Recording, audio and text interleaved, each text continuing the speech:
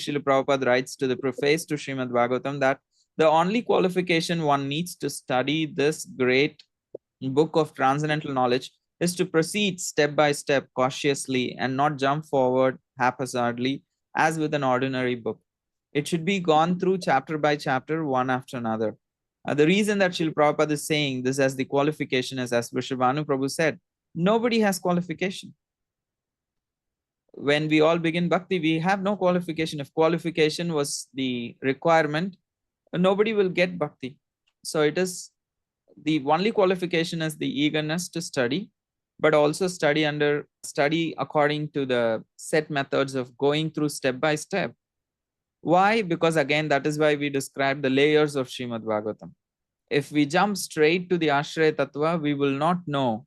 We would not have developed that respect for the Supreme Lord, that how great He is, that He is creating all the universes and destroying all the universes and maintaining all the universes, and then how much suffering that as a conditioned soul I go through in this world, and from the womb to the tomb, there is so much pain that I go through. All this knowledge it will get glossed over in our head, and we will straight start judging Krishna. Why is he doing that? Why is he stealing the clothes of gopis? Why is he like dancing in the middle of the night? So we will straight start thinking about Krishna as if he is one among us, without understanding what is his transcendental nature.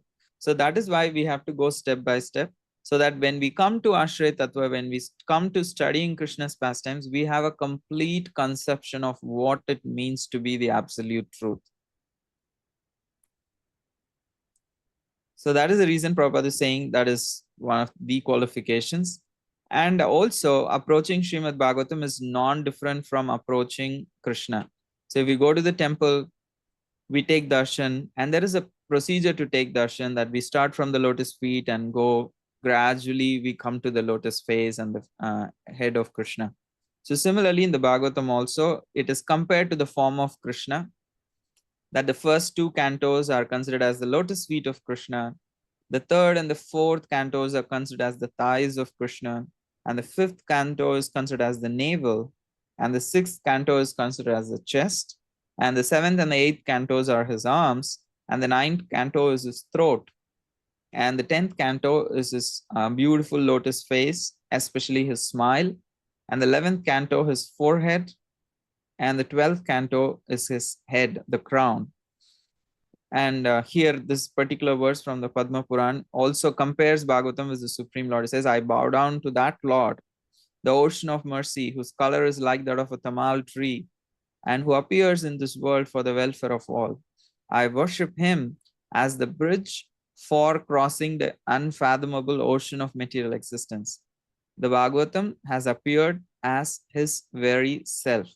So Srimad Bhagavatam is considered as the bridge with which we can cross this ocean of material existence. And it is very much compared to the form of the Lord. And as we take darshan, similarly, we start with the initial cantos and gradually understand and grow, and then come to the level of Ashraya Tattva. So thank you. And so we are finally, actually I'm rushing. We could do so much more orientation on all these topics before we start. But I know we are all very eager to start studying also. So I'm trying to balance with some amount of orientation and jumping straight into the Canto 1.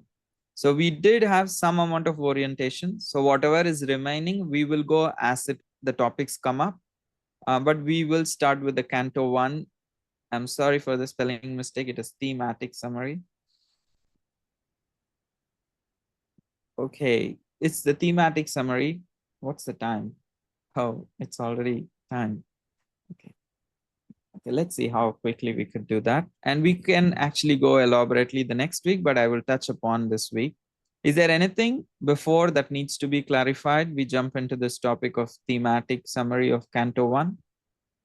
Anyone, any thoughts, questions that you want to? Yes, Prabhu, this is Vrishabhan again. Sorry, I'm keep asking questions. That's not a problem.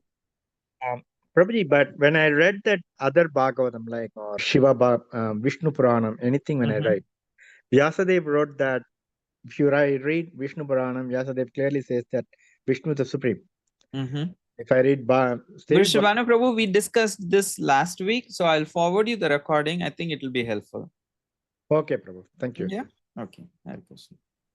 So the thematic summary of the Canto 1 is basically, as I said, it's a prelude, means it's an introduction and a disclaimer. I'm going to repeat a lot of things in these coming slides, but why I repeat is because the context is going to be very different. The angle of perspective that I'm going to share is different. So, however, the points will be same, but the perspectives will be different. Earlier, I spoke about why Suta Goswami's version and why not Shukadeva Goswami's version, why not Vyasadev's version. That is why I spoke that the Suta Goswami's version has the introduction of describing the glories of Bhagavatam, history of Bhagavatam, and its supremacy over other literatures, and the background of Parikshit Maharaj, Shukadev Goswami, and all of that. We saw just now in that, and we are going to again see the same thing. But the perspective here is, what is the overall theme of Canto 1?